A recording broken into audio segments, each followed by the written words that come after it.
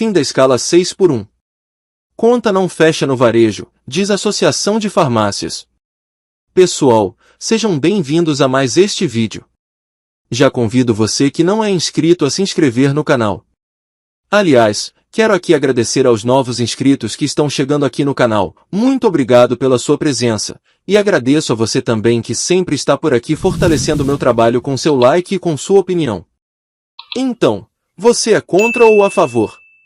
Eu sou totalmente a favor. Mas, em que isso pode impactar? Agora cá entre nós, se os políticos realmente pensassem no povo, acabariam que as regalias, como por exemplo, um político já ganha mais que o suficiente e pode pagar pelo seu paletó, para comprar sua casa, seu carro. Então, por qual motivo eles têm direito a tudo isso? Bancando pelo nosso dinheiro. Um pobre que vive de salário mínimo, não tem direito a aluguel, mas um juiz, por exemplo, tem direito a auxílio moradia, auxílio paletó, uma lista de infinitas regalias. Detalhe, o salário de um juiz é em média, 45 mil, mas com tudo isso citado, chega até ultrapassar os 100 mil de salário. É certo isso? Mas infelizmente, essa é a nossa realidade, onde o pobre continua mais pobre e os ricos cada vez mais ricos. Então, vamos saber mais sobre essa PEC. A mobilização em torno da proposta que quer reduzir a jornada de trabalho legal no Brasil pegou o empresariado de surpresa.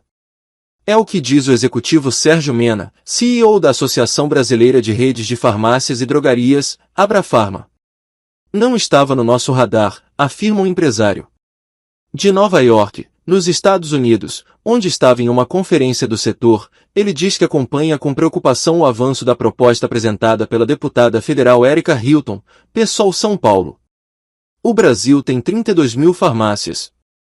A Abrafarma representa 11 mil delas, que respondem a 49% da movimentação do setor no país, com cerca de 1,1 bilhão de atendimentos anuais.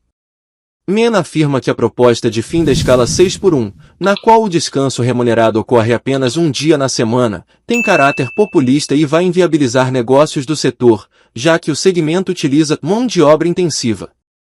Um abaixo-assinado coordenado por um movimento fundado por um ex-balconista de farmácia, recém-eleito vereador no Rio de Janeiro, já atraiu mais de 2 milhões de assinaturas favoráveis à proposta. Com a pressão, Hilton anunciou na quarta-feira, dia 13, que conseguiu reunir as 171 assinaturas necessárias para protocolar a PEC, graças à mobilização da sociedade. Também adoraria trabalhar menos tempo, afirma Mena. Mas como entregar resultado e atender o público num setor como o nosso? Entre o que eu gostaria e o que preciso entregar, existe uma distância. Por ser uma proposta de emenda à Constituição, o texto tem ainda um caminho longo no Congresso. Precisa passar pela análise de uma comissão especial na Câmara, pela Comissão de Constituição e Justiça, a CCJ, antes de seguir para o plenário. Espero que o Congresso crie um fórum de discussão adequado, que haja audiências públicas que escutem todas as partes interessadas, diz o representante das farmácias. BBC News Brasil. Qual é o posicionamento da Abrafarma sobre o fim da escala 6 por 1?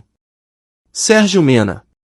O custo de pessoal é o principal custo do varejo, até antes do custo de ocupação. Varejo e serviços utilizam muita mão de obra, esse é o maior custo na nossa folha de pagamento. Qualquer movimento que afete isso é muito sério. Estamos falando em inviabilizar alguns negócios. Imagine uma operação com margem líquida de 3%, no máximo, 5% onde se opera bem, mexer na ocupação e no pessoal impacta muito. A área de ocupação você gerencia, não abre uma loja se não quiser, negocia aluguel, ou procura outro ponto mais barato. Já com pessoas, isso é mais difícil, pois dependemos delas. Não tem como negociar gente. Não se opera uma loja sem um mínimo de pessoas em certos horários, pelo volume de atendimento. Empregamos muita mão de obra. Somos o primeiro emprego de muitas pessoas. No primeiro posto, o atendente múltiplo atua em várias funções, no balcão, no caixa, repondo o estoque. Isso segue o conceito de grandes redes, como McDonald's, para atender melhor com funcionários treinados para várias tarefas. Esta é uma forma de varejo encontrou de você ter mais pessoas para resolver os problemas básicos do atendimento. Com isso, temos alta rotatividade e já enfrentamos dificuldades para encontrar profissionais para essa posição. Mexer na carga horária ou disponibilidade agrava o problema. Na indústria ou em escritórios, talvez funcione, mas no varejo, onde a demanda é alta, não. Nos Estados Unidos, grandes redes estão fechando lojas pela falta de pessoal. A Walgreens, por exemplo, fechará 15% das lojas em um ano. Aqui, as grandes redes ainda não fecham lojas porque continuamos expandindo, mas pequenas farmácias já estão fechando. Cerca de 54% das farmácias respondem por 20% dos negócios e faturam, em média, R$600 mil por ano. A média na Abrafarma é R$9 milhões. Se a redução de jornada afetará grandes redes, imagine para farmácias menores, que faturam pouco e ainda precisam funcionar 12 horas. BBC News Brasil. Por que farmácias grandes, com mais estrutura, também sofreriam com isso? Sérgio Mena. Temos maior volume de vendas, mas o tempo de operação é o mesmo. Não posso deixar uma loja apenas com um funcionário, como no modelo da Oxxo, onde a loja fecha quando o funcionário vai ao banheiro. Em farmácias, o atendimento é especializado, com um farmacêutico e um atendente presente sempre. Temos, em média, 16 funcionários por loja para funcionar no horário atual. Reduzir a carga horária de 44 para 36 horas, como proposto, retiraria 12 horas. Ainda não calculamos o impacto total, mas fizemos uma simulação anterior para um projeto que reduz a carga dos farmacêuticos para 30 horas semanais. Essa nova proposta pegou o setor de surpresa, então ainda estamos analisando, mas já sabemos que não há farmacêuticos suficientes no Brasil para cobrir essa redução. Já contamos com cerca de 30 mil farmacêuticos em lojas, 3 por loja em média. Com a redução, precisaríamos de 2 a mais para cobrir folgas de domingos e feriados, mas não há pessoal suficiente. É um problema bem sério para o varejo e eu não sei como fechar essa conta. BBC News Brasil. Algumas experiências trazem efeitos e pontos positivos dessa redução de carga, por exemplo, mais tempo para treinamento e bem-estar dos funcionários. Você enxerga pontos positivos na proposta? Sérgio Mena. Com certeza, mais tempo para qualificação e descanso traz benefícios. Temos o problema do deslocamento nas cidades. Agora, uma coisa é adotar maneiras flexíveis de trabalhar, outra é, em 60 dias, pedir para reduzir a jornada de 44 para 36 horas. No varejo, uma empresa de capital intensivo aberta ao público de segunda a domingo, não há como aplicar essa mudança de forma sustentável. Isso resultaria em farmácias abertas por menos tempo, prestando menos serviços ao consumidor. A conta não fecha. Aumentaria muito o tempo de espera, o que já é um problema para o consumidor. Se você já tem fila hoje, ela vai aumentar muito mais. De todos os benefícios que falam, talvez funcionem para a indústria ou setores públicos, mas para o varejo são mais malefícios do que benefícios. Pode ser que para indústrias, órgãos públicos e outras áreas funcione, mas não para quem está intensivamente atendendo ao público. BBC News Brasil.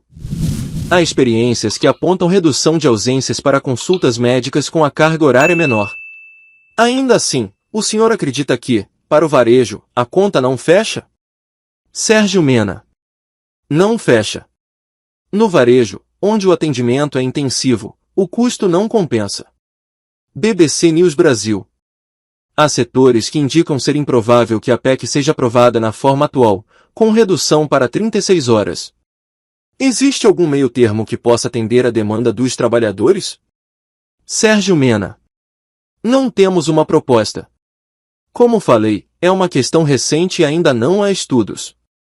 Talvez seja possível compensar em áreas como escritórios, mas no centro de distribuição, que funciona 24 horas para abastecer as lojas no dia seguinte, seria difícil. Mas pensando no escritório e outras situações, talvez haja algum tipo de compensação. Não temos dados sobre o impacto. É algo que estamos analisando agora. BBC News Brasil. Essa não é a primeira vez que essa proposta surge. Por que este assunto mobiliza agora? Sérgio Mena. Essa proposta de redução da jornada já foi discutida algumas vezes, mas nunca com muita força. Acompanhamos cerca de 700 projetos de lei, e essa proposta, de um partido pequeno e setor específico, nunca nos preocupou até agora. Não estava no nosso radar. O tema subiu de temperatura e não esperávamos que avançasse tanto. Para mim, é uma discussão que tem um conteúdo de caráter populista. Parlamentares que votam a favor por receio do que o eleitor vai pensar dele. Também adoraria trabalhar menos tempo, mas como entregar resultado e atender o público num setor como o nosso? Entre o que eu gostaria e o que preciso entregar, existe uma distância. Esse tema é complexo e precisa de uma análise profunda dos impactos econômicos e sociais. Serviços e comércio são a base da economia, é um tema que pode ter grande impacto. BBC News Brasil. Trabalhadores do setor relatam acúmulo de funções. Como o senhor enxerga este tema? Sérgio Mena. Esse ponto é regulado pela Consolidação das Leis do Trabalho, CLT, e tentamos sempre seguir as orientações legais. Existem funções flexíveis em contratos específicos, mas, no geral, o colaborador sabe, desde o início, que precisará realizar múltiplas atividades dentro do ambiente limitado da loja. Não há limites claros, algumas tarefas, como a dispensação de medicamentos controlados, são de responsabilidade exclusiva do farmacêutico. É um modelo que acompanha o dinamismo e a necessidade de agilidade do setor, mas não pode comprometer a saúde ou a carga de trabalho do funcionário. BBC News Brasil. Qual a expectativa para a tramitação da PEC? Sérgio Mena. A expectativa é que essa discussão considere também os aspectos econômicos. Precisamos de uma solução que garanta empregos, evite o fechamento de estabelecimentos e minimize o impacto ao consumidor. Espero que o Congresso crie um fórum adequado de discussão, com audiências públicas que escutem todas as partes interessadas. Toda a sociedade precisa participar, consumidores, profissionais, empregadores. Esse é um tema com impacto operacional e também para o país. Estamos falando de impostos, salários e a base da economia. Estamos falando de tudo. Então, você é a favor ou contra essa PEC? É muito importante a sua participação. Deixe aqui nos comentários a sua opinião e não esqueça de deixar seu like para me ajudar. Vou ficando por aqui. Muito obrigado pela sua presença, grande abraço e até a próxima.